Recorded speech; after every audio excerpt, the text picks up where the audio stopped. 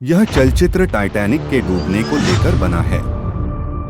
इसमें Kate Winslet, रोज DeWitt Bukater और Leonardo DiCaprio Jack Dawson की भूमिका में हैं। ये दोनों पात्र दो विभिन्न सामाजिक वर्गों से संबंधित है जिन्हें एक दूसरे से प्यार हो जाता है और वे दोनों ही उस दुर्भाग्यशाली जहाज के यात्री होते हैं। 106 साल पहले डूबे टाइटैनिक के बारे में फैले 5 मिथक। टाइटैनिक पर 1500 से ज्यादा पुरुष, महिलाएं और बच्चों की मौत हुई थी। फिल्म टाइटैनिक एक ऐसी रहस्यमयी कहानी थी जिसके अंत के कारण वो हमेशा चर्चा में रही। फिल्म का अंत दर्दनाक होता है, जिसमें प्रेमिका को बचाने के लिए प्रेमी अपनी जान दे देता है और प्रेमिका अपनी पूरी जिंदगी यादों के सहारे बिता देती है। 1912 में इंग्लैंड के साउथहैम्पटन से अमेरिका की तरफ चले इस जहाज की कहानी असल थी, लेकिन जेम्स कैमरन ने उसमें डिकैप्रियो और केट विंसलेट के रूप में प्रेम की अनोखी कहानी पिरोई। 106 साल पहले टाइटैनिक नाम का जहाज अपनी पूरी गति में था और आगे जाकर एक विशाल हिमखंड से टकरा गया। 2.5 घंटे के बाद जहाज अटलांटिक महासागर में डूब गया। फिल्म टाइटैनिक इसी घटना पर इस हादसे में 1500 से ज्यादा पुरुष, महिलाएं और बच्चों की मौत हुई थी।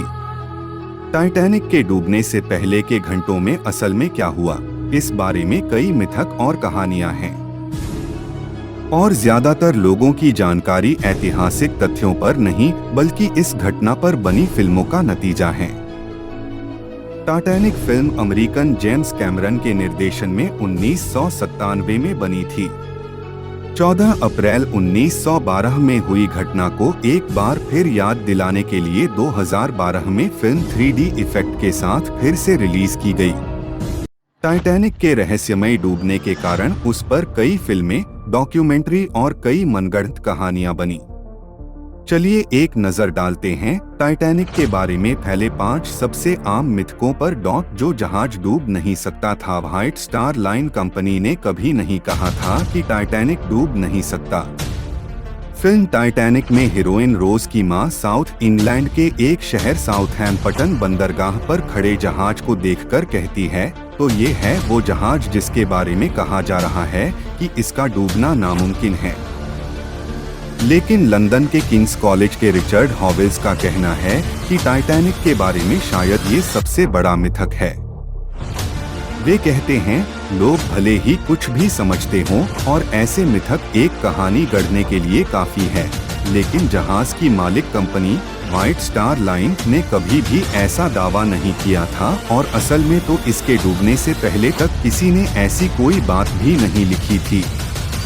बैंड का आखिरी गीत।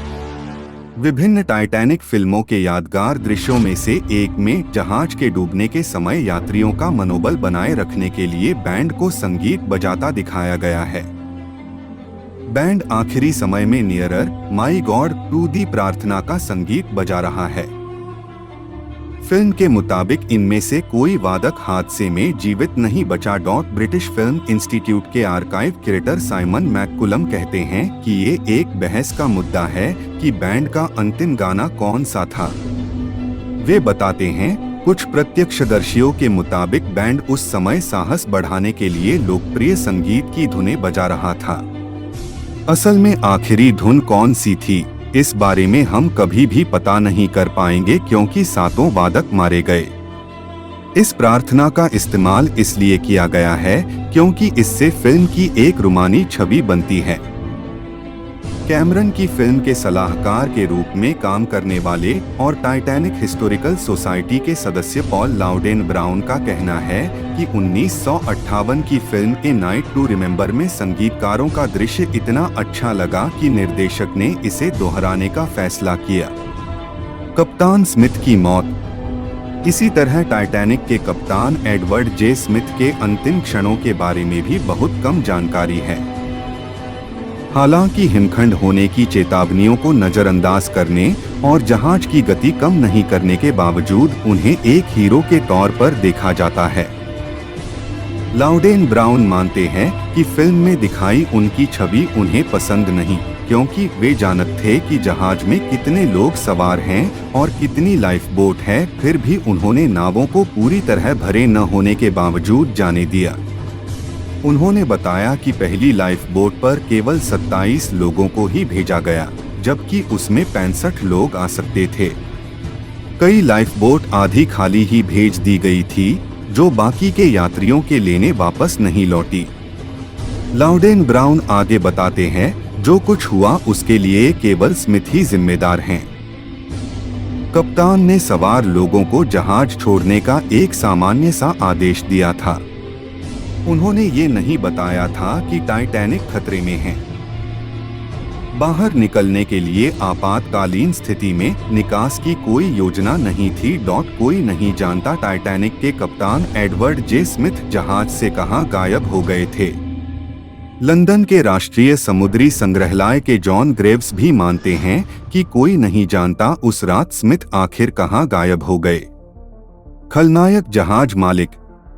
टाइटैनिक बनाने वाली कंपनी के मालिक जे ब्रूस इसमे के बारे में कई कहानियां हैं और लगभग सभी में उनकी तथाकथित कायरता के बारे में बताया गया है कि कैसे उन्होंने महिलाओं, बच्चों आदि सहयात्रियों को बचाने से पहले अपनी जान बचाने के लिए लाइफ बोट में खुद चढ़ गए।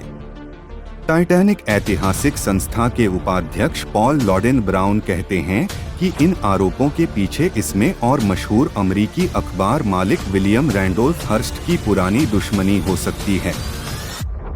हर्स्ट के अखबार में एक सूची मारे गए लोगों के नामों की थी और दूसरी सूची जो बचे लोगों की थी, उसमें केवल इसमे का नाम ही था। इसके चलते इसमे की अमेरिका में बहुत बदनामी हुई थी। लेकिन लॉडेन ब्राउन टाइटैनिक पर आधारित विभिन्न फिल्मों में जे ब्रूस इसमे को खलनायक की तरह दर्शाने को गलत मानते हैं। 1912 में ब्रिटेन में जहाज के डूबने की वजह की जांच कर रही रिपोर्ट के अनुसार आखिरी लाइफ बोट में बैठने से पहले इसमे ने असल में कई यात्रियों की मदद की थी। टाइटैनिक हालांकि ब्रिटिश जांच में कोई भी तृतीय श्रेणी का यात्री गवाही के लिए नहीं गया था, लेकिन उनका प्रतिनिधित्व WD हर्बिन्सन नाम के वकील ने किया। जब लाइफ बोट पर जाने के आदेश मिले तो उसमें पहले महिलाओं और बच्चों को पहले जाने के लिए कहा गया था, जिसके बाद 115 प्रथम श्रेणी और 147 द्वितीय श्रेणी के पुरुष पीछे हट गए थे, जो बाद में मारे गए। अंततः इस मामले का कोई सबूत नहीं मिल पाया जिससे साबित हो सके कि तृतीय श्रेणी के यात्रियों के साथ कोई दोयम दर्जे का व्यवहार किया गया हो। हालांकि तृतीय श्रेणी के 1/3 से भी कम यात्री बच पाए, लेकिन लाइफ बोट पर अहमियत देने के कारण महिलाओं की संख्या बचने वालों में ज्यादा थी। क्या टाइटैनिक का हीरो बच सकता था? टाइटैनिक डूबने का संदेश देने वाला एंटीना। टाइटैनिक वायलिन 5.5 करोड़ रुपए में नीला। कैसे किनारे लगेगा टाइटैनिक से 2 गुना जहाज? यह मूल लेख टाइटैनिक के डूबने के 100 साल बाद 2012 में प्रकाशित किया गया था। आप हमें फेसबुक और ट्विटर पर भी फॉलो कर सकते हैं।